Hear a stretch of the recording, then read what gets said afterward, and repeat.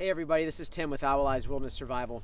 I want to show you my hand lines I'm actually making and having available on my website. There's going to be two different types, ready to fish, which are hand lines that I've made in my classes as examples. It might just kind of be, it's local wood, so it might have like bug holes, little chips, things like that, but those are sanded smooth and they have monofilament line. But then I'm also going to have custom quality hand lines available, and those are going to have braided line, a monofilament leader, a artificial spoon. I'm actually gonna have a Phoebe on it, and I'm gonna change all the hooks to a barbless carp hook. I mean, you can change it if you want, but I always like to fish barbless just in case I have to let a fish go if it doesn't meet size requirements to catch. So the way that you're gonna cast these is you're gonna take the hook off and you're going to unravel the line. And I like to actually unravel more than I think I need so that when I do cast it out, it doesn't jerk back and just kind of ruin my cast. I want my lure to fall naturally in the water. And the rule with hand lines is if the line can get caught on something, it will.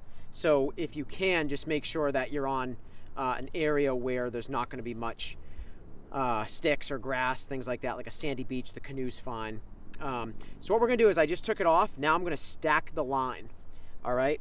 Now by doing this, I'm just piling it up on top of each other, on top of itself, and I have my lure, and all I need to do, take this, give it a spin, and let it fly. Now with artificial spoons, I just pull it in gently, and you can change your speed.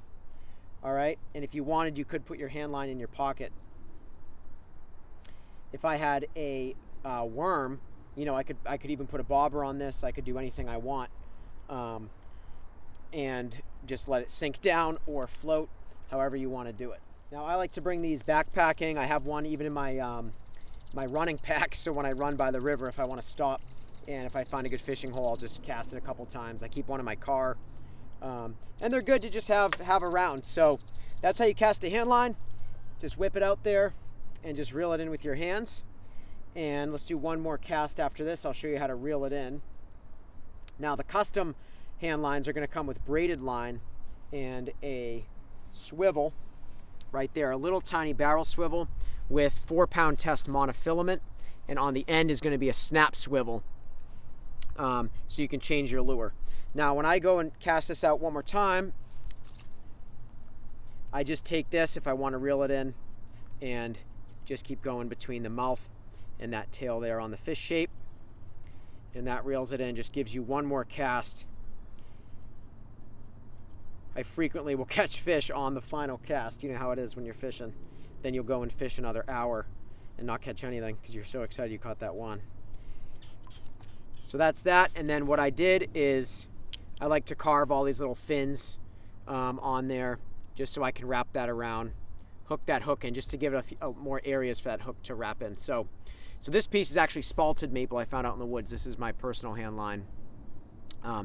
So hopefully you enjoyed this video just on a kind of a how-to cast the hand lines. So I could take this now. If you wanted to put a rubber band or a piece of leather, tie that on, or a leather pouch or something like that, you can. But with the barbless hook, I can just tuck that right in my PFD. And that's that. Thanks everyone.